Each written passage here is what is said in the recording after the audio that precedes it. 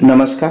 यशोगाथा थोरांचीमध्ये आज आपण दादाभाई नौरोजी यांच्याबद्दल जाणून घेणार आहोत. त्यांचा जन्म 4 सप्टेंबर 1825 रोजी वर्सोवा, मुंबई, महाराष्ट्र या ठिकाणी झाला. तर मृत्यू 30 जून 1917 रोजी महालक्ष्मी, मुंबई येथे झाला. दादाभाई नौरोजी भारतीय राष्ट्रीय काँग्रेसचे एक संस्थापक, थोर नेते व अर्थशास्त्रज्ञ होते. जन्म मुंबईत एका पारशी कुटुंबात. वडील नौरोजी पालनजी दोर्दी आणि आई माणेकबाई. दादाभाई 4 वर्षाचे असतानाच त्यांच्या वडिलांचे निधन झाले. प्रतिकूल परिस्थितीतही माणेकबाईंनी दादाभाईंचे संगोपन केले आणि शिक्षण पार पाडले. वयाच्या 11व्या वर्षी दादाभाईंचे शोराबजी श्रॉफ यांच्या 7 वर्षाच्या गुलाबी नामक कन्येबरोबर लग्न झाले. दादाभाईंना एक मुलगा आणि 2 मुली अशी 3 अपत्ये झाली. एल्फिन्स्टन इन्स्टिट्यूशन आणि एल्फिन्स्टन महाविद्यालय यामधून शिक्षण घेऊन 1845 मध्ये ते पदवीधर झाले. 1850 साली एल्फिन्स्टन महाविद्यालयात दादाभाईंची गणित व तत्वज्ञान या विषयाचे सहाय्यक प्राध्यापक म्हणून नेमणूक झाली. या महाविद्यालयात प्राध्यापक पदावर नेमलेले दादाभाई हे पहिले भारतीय होत. 1873 मध्ये भारतीय अर्थकारणाविषयी नेमलेले संसदीय समितीपुढे दादाभाईंनी साक्ष दिली. ही समिती देखील त्यांच्या परिश्रमांचेच फलित होते.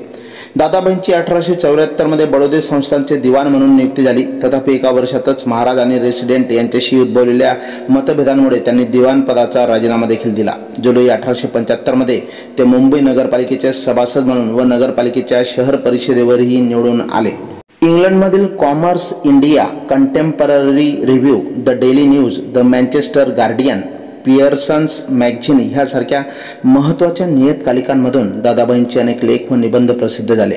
1848 साली स्थापन झालेल्या students literary and scientific society या संस्थेच्या स्टुडंट्स लिटररी मिसेलनी या मासिकामधून त्यांचे नियमित लेख येत असत. एक समाज सुधारक म्हणून दादाभाईंचा लौकिक होता. जातीनिष्ठ मर्यादा पाडणे त्यांना मान्य नव्हते. स्त्री पुरुष समानता, स्त्री शिक्षण यांचा त्यांनी सतत पुरस्कार केला.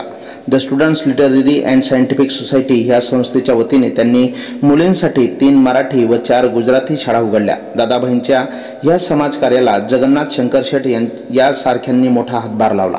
न्यायमूर्ती रानडे व नामदार गोपाळकृष्ण गोखले ह्या आर्थिक विचारवंतांनी दादाभाईंच्या परिपूर्ण चित्रातील काही भाग जरी सुधारले तरीही त्या चित्राचा मूळचा आकृतिबंध आढळच राहिला. भारताचे श्रेष्ठ पितामह हे सार्थ बिरुद त्यांना लावण्यात येते. भारताच्या राष्ट्रीय आंदोलनाच्या इतिहासात त्यांचे नाव आणि कार्य चिरंजीव स्वरूपाचे आहे. दादाभाईंचे मुंबई येथे निधन झाले. दादाभाईंना विनम्र अभिवादन.